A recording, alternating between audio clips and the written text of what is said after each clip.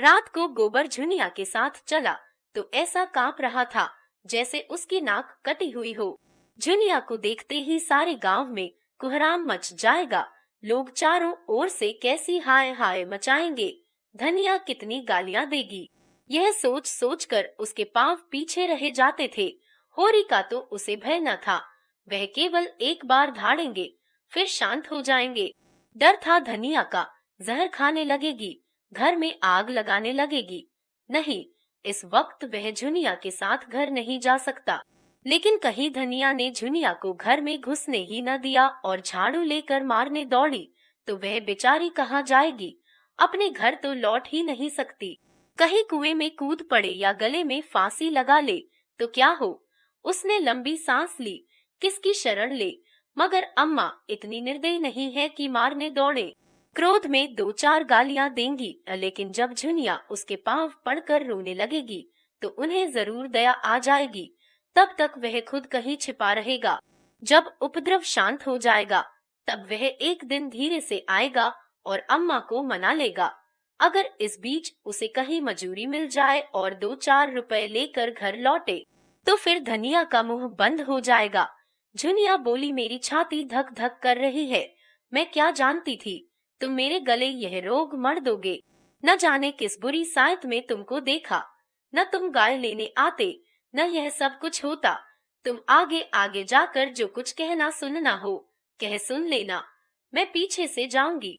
गोबर ने कहा, नहीं नहीं, पहले तुम जाना और कहना मैं बाजार से सौदा बेचकर घर जा रही थी। रात हो गई है, अब कैसे जाऊं? तब तक मैं आ जाऊंगा। झुनिया ने चिंतित मन से कहा, तुम्हारी अम्मा बड़ी गुस्सैल है। मेरा तो जी कांपता है, कहीं मुझे मारने लगे तो क्या करूंगी। गोबर ने धीरज दिलाया, अम्मा की आदत ऐसी नहीं। हम लोगों तक को तो कभी एक तमाचा मारा नहीं, तुम्हें क्या मारेंगी। उनको जो कुछ कहना होगा मुझे कहेंगी, तुमसे तो बोलेंगी भी नहीं। गांव समीप आ गया। गोबर ने ठिठक कर कहा, अब तुम जाओ। झुनिया ने अनुरोध किया, तुम भी देर न करना। जही नहीं, क्षण भर में आता हूँ, तू चल तो। ज मेरा जी न जाने कैसा हो रहा है। तुम्हारे ऊपर क्रोध आता है। जर तुम इतना डरती क्यों हो? मैं तो आ ही रहा हूँ। जज से तो कहीं अच्छा था कि किसी दूसरी जगह भाग चलते। जज जब अपना घर है तो क्यों कहीं भागे। तुम नाहक डर रही हो। जज जल्दी से आओगे ना? जज हाँ, अभी आता हूँ। जज मुझसे दगा तो नहीं कर रहे हो? मुझे घर भेजकर आप कहीं चलते बनो। जनीच नहीं हूँ झूना, जब तेरी बाह पकड़ी है तो मरते दम तक निभाऊंगा। झुनिया घर की ओर चली। गोबर एक क्षण दुविधा में पड़ा खड़ा रहा। फिर एकाएक सिर पर मंडराने वाली धिक्कार की कल्पना भयंकर रूप धारण करके उसके सामने खड़ी हो गई। कहीं सचमुच अम्मा मारने दौड़े तो क्या हो? उसके पांव जैसे धरती से चिमट गए। उसके और उसके घर के बीच केवल आमों का छोटा सा बाग था। झुनिया की काली परछाई धीरे धीरे जाती हुई दिख रही थी। उसकी ज्ञानेंद्रियां बहुत तेज हो गई थी। उसके कानों में ऐसी भनक पड़ी जैसे अम्मा झुनिया को गाली दे रही हैं। उसके मन की कुछ ऐसी दशा हो रही थी मानो सिर पर गड़ासे का हाथ पड़ने वाला हो। देह का सारा रक्त जैसे सूख गया हो। एक क्षण के बाद उसने देखा जैसे धनिया घर से निकलकर कहीं जा रही हो। दादा के पास जाती होगी। शायद दादा खा पी कर मटर अगोरने चले गए हैं। वह मटर के खेत की ओर चला। जौ गेहूं के खेतों को रौंदता हुआ वह इस तरह भागा जा रहा था मानो पीछे दौड़ आ रही है। वह है दादा की मंडरैया। वह रुक गया और दबे पांव जाकर मंडरैया के पीछे बैठ गया। उसका अनुमान ठीक निकला। वह पहुंचा ही था कि धनिया की बोली सुनाई दी। ओह, गजब हो गया। अम्मा इतनी कठोर हैं। एक अनाथ लड़की पर इन्हें तनिक भी दया नहीं आती। और जो मैं भी सामने जाकर फटकार दूं कि तुमको झुनिया से बोलने का कोई मजाल नहीं है तो सारी सेखी निकल जाए। अच्छा, दादा भी बिगड़ रहे हैं। केले के लिए आज ठीकरा भी तेज हो गया। मैं जरा अदब करता हूँ, उसी का फल है। यह तो दादा भी वहीं जा रहे हैं। अगर झुनिया को इन्होंने मारा पीटा तो मुझसे न सहा जाएगा। भगवान, अब तुम्हारा ही भरोसा है। मैं न जानता था इस विपत में जान फंसेगी। जुनिया मुझे अपने मन में कितना धूर्त, कायर और नीच समझ रही होगी, मगर उसे मार कैसे सकते हैं? घर से निकाल भी कैसे सकते हैं? क्या घर में मेरा हिस्सा नहीं है? अगर जुनिया पर किसी ने हाथ उठाया तो आज महाभारत हो जाएगा। माँ बाप जब तक लड़कों की रक्षा करे तब तक माँ बाप हैं। जब उनमें ममता ही नहीं है तो कैसे माँ बाप? होरी ज्यों ही मंडड़ैया से निकला, गोबर भी दबे पांव धीरे धीरे पीछे पीछे चला, लेकिन द्वार पर प्रकाश देखकर उसके पांव बंध गए। उस प्रकाश रेखा के अंदर वह पांव नहीं रख सकता। वह अंधेरे में ही दीवार से चिमट कर खड़ा हो गया। उसकी हिम्मत ने जवाब दे दिया, हाय, बेचारी जुनिया पर निरपराध यह लोग झल्ला रहे हैं और वह कुछ नहीं कर सकता। उसने खेल खेल में जो एक चिंगारी फेंक दी थी वह सारे खलिहान को भस्म कर देगी, यह उसने न समझा था। और अब उसमें इतना साहस न था कि सामने आकर कहे, हाँ, मैंने चिंगारी फेंकी थी। जिन टिकौनों से उसने अपने मन को संभाला था वे सब इस भूकंप में नीचे आ रहे और वह झोंपड़ा नीचे गिर पड़ा। वह पीछे लौटा। अब वह जुनिया को क्या मुंह दिखाए? वह 100 कदम चला, पर इस तरह जैसे कोई सिपाही मैदान से भागे। उसने जुनिया से प्रीति और विवाह की जो बातें की थी वह सब याद आने लगी। वह अभिसार की मीठी स्मृतियां याद आई जब वह अपने उन्मत्त उसासों में, अपनी नशीली चितवनों में मानो अपने प्राण निकालकर उसके चरणों पर रख देता था।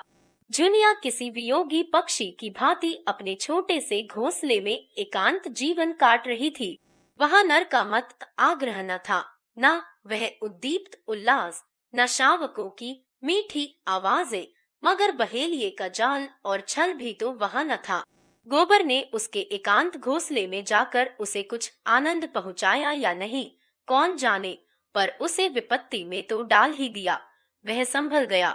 भागता हुआ सिपाही मानो अपने एक साथी का बढ़ावा सुनकर पीछे लौट पड़ा। उसने द्वार पर आकर देखा तो किवाड़ बंद हो गए थे। किवाड़ों के दराजों से प्रकाश की रेखाएं बाहर निकल रही थी। उसने एक दराज से बाहर झांका। धनिया और झुनिया बैठी हुई थी। होरी खड़ा था। झुनिया की सिसकियां सुनाई दे रही थी और धनिया उसे समझा रही थी, बेटी, तू चलकर घर में बैठ, मैं तेरे काका और भाइयों को देख लूंगी। जब तक हम जीते हैं किसी बात की चिंता नहीं है। हमारे रहते कोई तुझे तिरछी आंखों देख भी न सकेगा। गोबर गदगद हो गया। आज वह किसी लायक होता तो दादा और अम्मा को सोने से मर देता और कहता, अब तुम कुछ परवाह न करो, आराम से बैठे खाओ और जितना दान पुण्य करना चाहो करो। जुनिया के प्रति अब उसे कोई शंका नहीं है। वह उसे जो आश्रय देना चाहता था वह मिल गया। जुनिया उसे दगाबाज समझती है तो समझे। वह तो अब तभी घर आएगा जब वह पैसे के बल से सारे गांव का मुंह बंद कर सके और दादा और अम्मा उसे कुल का कलंक न समझकर कुल का तिलक समझे। मन पर जितना ही गहरा आघात होता है उसकी प्रतिक्रिया भी उतनी ही गहरी होती है। इस अपकीर्ति और कलंक ने गोबर के अंतस्तल को मथ कर वह रत्न निकाल लिया जो अभी तक छिपा पड़ा था। आज पहली बार उसे अपने दायित्व का ज्ञान हुआ और उसके साथ ही संकल्प भी। अब तक वह कम से कम काम करता और ज्यादा से ज्यादा खाना अपना हक समझता था। उसके मन में कभी यह विचार ही नहीं उठा था कि घर वालों के साथ उसका भी कुछ कर्तव्य है। आज माता पिता की उदात्त क्षमा ने जैसे उसके हृदय में प्रकाश डाल दिया। जब धनिया और झुनिया भीतर चली गई तो वह होरी की उसी मड़ैया में जा बैठा और भविष्य के मंसूबे बांधने लगा। शहर के बेलदारों को 5-6 आने रोज मिलते हैं, यह उसने सुन रखा था। अगर उसे 6 आने रोज मिले और वह एक आने में गुजर कर ले तो 5 आने रोज बच जाएं। महीने में 10 रुपए होते हैं और साल भर में 125।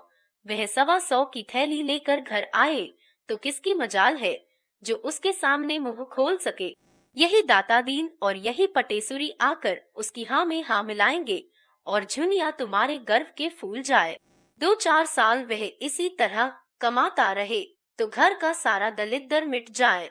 अभी तो सारे घर की कमाई भी 125 नहीं होती। अब वह अकेला 125 कमाएगा। यही तो लोग कहेंगे कि मजूरी करता है। कहने दो, मजूरी करना कोई पाप तो नहीं है और सदा 6 आने ही थोड़े मिलेंगे। जैसे जैसे वह काम में होशियार होगा, मजूरी भी तो बढ़ेगी। तब वह दादा से कहेगा, अब तुम घर बैठकर भगवान का भजन करो। इस खेती में जान खपाने के सिवा और क्या रखा है। सबसे पहले वह एक पछाई गाय लाएगा जो 4-5 सेर दूध देगी और दादा से कहेगा, तुम गौ माता की सेवा करो। इससे तुम्हारा लोक भी बनेगा, परलोक भी। और क्या, एक आने में उसका गुजर आराम से न होगा। घर द्वार लेकर क्या करना है, किसी के उसार में पड़ा रहेगा। सैकड़ों मंदिर हैं, धर्मशाले हैं, और फिर जिसकी वह मजूरी करेगा, क्या वह उसे रहने के लिए जगह न देगा। आटा रुपए का 10 सेर आता है, एक आने में 2.5 पाव हुआ। एक आने का तो वह आटा ही खा जाएगा। लकड़ी, दाल, नमक, साग, यह सब कहाँ से आएगा। दोनों जून के लिए सेर भर तो आटा ही चाहिए। ओह, खाने की तो कुछ न पूछो। मुट्ठी भर चने में भी काम चल सकता है। हलवा और पूरी खाकर भी काम चल सकता है। जैसी कमाई हो, वह आध सेर आटा खाकर दिन भर मजे से काम कर सकता है। इधर उधर से उपले चुन लिए, लकड़ी का काम चल गया। कभी 1 पैसे की दाल ले ली, कभी आलू भूनकर भुर्ता बना लिया। यहाँ दिन काटना है कि चैन करना है। पत्तल पर आटा गूंधा, उपलों पर बाटियां सेंकी, आलू भूनकर भुर्ता बनाया और मजे से खाकर सो रहे। घर ही पर कौन दोनों जून रोटी मिलती है, 1 जून चबेना ही मिलता है। वहाँ भी 1 जून चबेने पर काटेंगे। उसे शंका हुई, अगर कभी मजूरी न मिली तो वह क्या करेगा। मगर मजूरी क्यों न मिलेगी, जब वह जी तोड़कर काम करेगा तो 100 आदमी उसे बुलाएंगे। काम सबको प्यारा होता है, चाम नहीं प्यारा होता। यहाँ भी तो सूखा पड़ता है, पाला गिरता है, ऊख में दीमक लगते हैं, जौ में गेरुई लगती है, सरसों में लाही लग जाती है। उसे रात को कोई काम मिल जाएगा तो उसे भी न छोड़ेगा। दिन भर मजूरी की, रात कहीं चौकीदारी कर लेगा। 2 आने भी रात के काम में मिल जाएं तो चांदी है। जब वह लौटेगा तो सबके लिए साड़ियां लाएगा। झुनिया के लिए हाथ का कंगन जरूर बनवाएगा और दादा के लिए एक मुंडासा लाएगा। इन्हीं मनमोदकों का स्वाद लेता हुआ वह सो गया। लेकिन ठंड में नींद कहाँ, किसी तरह रात काटी और तड़के उठकर लखनऊ की सड़क पकड़ ली। 20 कोस ही तो है, सांझ तक पहुंच जाएगा। गांव का कौन आदमी वहां आता जाता है और वह अपना ठिकाना नहीं लिखेगा। नहीं, दादा दूसरे ही दिन सिर पर सवार हो जाएंगे। उसे कुछ पछतावा था तो यही कि झुनिया से क्यों न साफ साफ कह दिया, अभी तू घर जा, मैं थोड़े दिनों में कुछ कमा धमा कर लौटूंगा। लेकिन तब वह घर जाती ही क्यों, कहती मैं भी तुम्हारे साथ लौटूंगी। उसे वह कहाँ बांधे फिरता। दिन चढ़ने लगा, रात को कुछ न खाया था, भूख मालूम होने लगी, पांव लड़खड़ाने लगे, कहीं बैठकर दम लेने की इच्छा होती थी। बिना कुछ पेट में डाले वह अब नहीं चल सकता, लेकिन पास 1 पैसा भी नहीं है। सड़क के किनारे छुड़बेरियों के झाड़ थे, उसने थोड़े से बेर तोड़ लिए और उधर को बहलाता हुआ चला। एक गांव में गुड़ पकने की सुगंध आई, अब मन न माना। कोल्हाड़ में जाकर लोटा डोर मांगा और पानी भरकर चुल्लू से पीने बैठा कि एक किसान ने कहा, अरे भाई, क्या निराला ही पानी पियोगे, थोड़ा सा मीठा खा लो। अब की और चला ले कोल्हू और बना ले खांड, अगले साल तक मिल तैयार हो जाएगी, सारी ऊख खड़ी बिक जाएगी। गुड़ और खांड के भाव चीनी मिलेगी तो हमारा गुड़ कौन लेगा। उसने एक कटोरे में गुड़ की कई पिंडियां लाकर दी। गोबर ने गुड़ खाया, पानी पिया। तमाकू तो पीते होगे, गोबर ने बहाना किया, अभी चिलम नहीं पीता। बुड्ढे ने प्रसन्न होकर कहा, बड़ा अच्छा करते हो भैया, अब बुरा रोग है, एक बेर पकड़ ले तो जिंदगी भर नहीं छोड़ता। इंजन को कोयला पानी भी मिल गया, चाल तेज हुई। जाड़े के दिन न जाने कब दोपहर हो गया। एक जगह देखा, एक युवती एक वृक्ष के नीचे पति से सत्याग्रह किए बैठी थी। पति सामने खड़ा उसे मना रहा था। 2-4 राहगीर तमाशा देखने खड़े हो गए थे। गोबर भी खड़ा हो गया। मानलीला से रोचक और कौन जीवन नाटक होगा। युवती ने पति की ओर घूर कर कहा, मैं न जाऊंगी, न जाऊंगी, न जाऊंगी। पुरुष ने ये जैसे अल्टीमेटम दिया, न जाएगी, न जाऊंगी, न जाएगी, जाऊंगी। पुरुष ने उसके केश पकड़कर घसीटना शुरू किया। युवती भूमि पर लौट गई।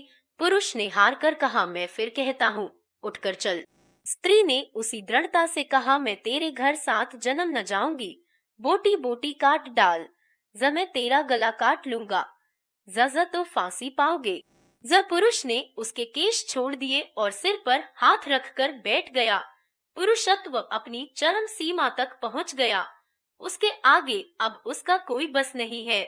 एक क्षण में वह फिर खड़ा हुआ और परास्त होकर बोला, आखिर तू क्या चाहती है? युवती भी उठ बैठी और निश्चल भाव से बोली, मैं यही चाहती हूँ, तू मुझे छोड़ दे। कुछ मुंह से कहेगी, क्या बात हुई? मेरे भाई बाप को कोई क्यों गाली दे? किसने गाली दी? तेरे भाई बाप को। जाकर अपने घर में पूछ। चलेगी तभी तो पूछूंगा। तू क्या पूछेगा? कुछ दम भी है? जाकर अम्मा के आंचल में मुंह ढांक कर सो। वह तेरी माँ होगी, मेरी कोई नहीं है। तू उसकी गालियां सुन, मैं क्यों सुनूं? एक रोटी खाती हूँ तो 4 रोटी का काम करती हूँ, क्यों किसी की धौंस सहूं? मैं तेरा एक पीतल का छल्ला भी तो नहीं जानती। हीरो को इस कला में अभिनय का आनंद आ रहा था, मगर उसके जल्द समाप्त होने की कोई आशा न थी। मंजिल खोटी होती थी। एक एक करके लोग खिसकने लगे। गोबर को पुरुष की निर्दयता बुरी लग रही थी। भीड़ के सामने तो कुछ न कह सकता था। मैदान खाली हुआ तो बोला, भाई, मर्द और औरत के बीच में बोलना तो न चाहिए, मगर इतनी बेदर्दी भी अच्छी नहीं होती। पुरुष ने कौड़ी की सी आंखें निकालकर कहा, तुम कौन हो? गोबर ने निःशंक भाव से कहा, मैं कोई हूँ, लेकिन अनुचित बात देखकर सभी को बुरा लगता है। पुरुष ने सिर हिलाकर कहा, मालूम होता है अभी मेहरिया नहीं आई, तभी इतना दर्द है। आएगी तो भी उसके झोंटे पकड़कर न खींचूंगा। अच्छा तो अपनी राह लो, मेरी औरत है, मैं उसे मारूंगा, काटूंगा। तुम कौन होते हो बोलने वाले? चले जाओ सीधे से, यहाँ मत खड़े हो। गोबर का गर्म खून और गर्म हो गया। वह क्यों चला जाए? सड़क सरकार की है, किसी के बाप की नहीं है। वह जब तक चाहे वहाँ खड़ा रह सकता है, वहाँ से उसे हटाने का किसी को अधिकार नहीं है। पुरुष ने ओठ चबाकर कहा, तो तुम न जाओगे? आओ। गोबर ने अंगोछा कमर में बांध लिया और समर के लिए तैयार होकर बोला, तुम आओ या ना आओ, मैं तो तभी जाऊंगा जब मेरी इच्छा होगी। तो मालूम होता है हाथ पैर तुड़वा के जाओगे। कौन जानता है किसके हाथ पांव टूटेंगे। तो तुम न जाओगे। जना। पुरुष मुट्ठी बांधकर गोबर की ओर झपटा। उसी क्षण युवती ने उसकी धोती पकड़ ली और उसे अपनी ओर खींचती हुई गोबर से बोली, तुम क्यों लड़ाई करने पर उतारू हो रहे हो जी? अपनी राह क्यों नहीं जाते? यहाँ कोई तमाशा है, हमारा आपस का झगड़ा है। कभी वह मुझे मारता है, कभी मैं उसे डांटती हूँ। तुमसे मतलब? गोबर यह धिक्कार पाकर चलता बना। दिल में कहा, यह औरत मार खाने ही लायक है। गोबर आगे निकल गया तो युवती ने पति को डांटा, तुम सबसे लड़ने क्यों लगते हो? उसने कौन सी बुरी बात कही थी कि तुम्हें चोट लग गई? बुरा काम करोगे तो दुनिया बुरा कहेगी ही, मगर है किसी भले घर का और अपनी बिरादरी का ही जान पड़ता है। क्यों उसे अपनी बहन के लिए नहीं ठीक कर लेते? पति ने संदेह के स्वर में कहा, क्या अब तक कुंवारा बैठा होगा? तो पूछ ही क्यों न लो। पुरुष ने 10 कदम दौड़कर गोबर को आवाज दी और हाथ से ठहर जाने का इशारा किया। गोबर ने समझा शायद फिर इसके सिर भूत सवार हुआ, तभी ललकार रहा है। मार खाए बिना न मानेगा। अपने गांव में कुत्ता भी शेर हो जाता है, लेकिन आने दो। लेकिन उसके मुख पर समर की ललकार न थी, मैत्री का निमंत्रण था। उसने गांव और नाम और जात पूछी। गोबर ने ठीक ठीक बता दिया। उस पुरुष का नाम कोदे था। कोदे ने मुस्कुराकर कहा, हम दोनों में लड़ाई होते होते बची। तुम चले आए तो मैंने सोचा तुमने ठीक ही कहा। मैं नाहक तुमसे तन बैठा। कुछ खेती बाड़ी घर में होती है ना? गोबर ने बताया, उसके मौसी 5 बीघे खेत हैं और 1 हाल की खेती होती है। मैंने तुम्हें जो भला बुरा कहा है उसकी माफी दे दो भाई। क्रोध में आदमी अंधा हो जाता है। औरत गुण सहूर में लक्ष्मी है, मुदा कभी कभी न जाने कौन सा भूत इस पर सवार हो जाता है। अब तुम ही बताओ, माता पर मेरा क्या बस है। जन्म तो उन्हीं ने दिया है, पाला पोसा तो उन्हीं ने है। जब कोई बात होगी तो मैं जो कुछ कहूँगा लुगाई ही से कहूँगा, उस पर अपना बस है। तुम ही सोचो, मैं कुपत तो नहीं कह रहा हूँ। हाँ, मुझे उसका बाल पकड़कर घसीटना न था, लेकिन औरत जात बिना कुछ ताड़ ना दिए काबू में भी तो नहीं रहती। चाहती है माँ से अलग हो जाऊं। तुम ही सोचो, कैसे अलग हो जाऊं और किससे अलग हो जाऊं। अपनी माँ से जिसने जन्म दिया, यह मुझसे न होगा। औरत रहे या जाए, जगोबर को भी अपनी राय बदलनी पड़ी। बोला, माता का आदर करना तो सबका धर्म ही है भाई। माता से कौन उरिन हो सकता है। कोदे ने उसे अपने घर चलने का नेवता दिया। आज वह किसी तरह लखनऊ नहीं पहुंच सकता। कोस दो कोस जाते जाते सांझ हो जाएगी। रात को कहीं न कहीं टिकना ही पड़ेगा। गोबर ने विनोद दिया, लुगाई मान गई। ज मानेगी तो क्या करेगी। ज मुझे तो उसने ऐसी फटकार बताई कि मैं लजा गया। ज वह खुद पछता रही है। चलो जरा माताजी को समझा देना। मुझसे तो कुछ कहते नहीं बनता। उन्हें भी सोचना चाहिए कि बहू को बाप भाई की गाली क्यों देती हैं। हमारी ही बहन है, 4 दिन में उसकी सगाई हो जाएगी। उसकी सास हमें गालियां देगी तो उससे सुना जाएगा। सब दोष लुगाई ही का नहीं है, माता का भी दोष है। जब हर बात में वह अपनी बेटी का पक्ष करेंगी तो हमें बुरा लगेगा ही। इसमें इतनी बात अच्छी है कि घर से रूठ कर चली जाए, पर गाली का जवाब गाली से नहीं देती। जगोबर को रात के लिए कोई ठिकाना चाहिए था ही। कोदय के साथ हो लिया। दोनों फिर उसी जगह आए जहां युवती बैठी हुई थी। वह अब गृहिणी बन गई थी। जरा सा घूंघट निकाल लिया था और लजाने लगी थी। कोदे ने मुस्करा कर कहा, यह तो आते ही न थे।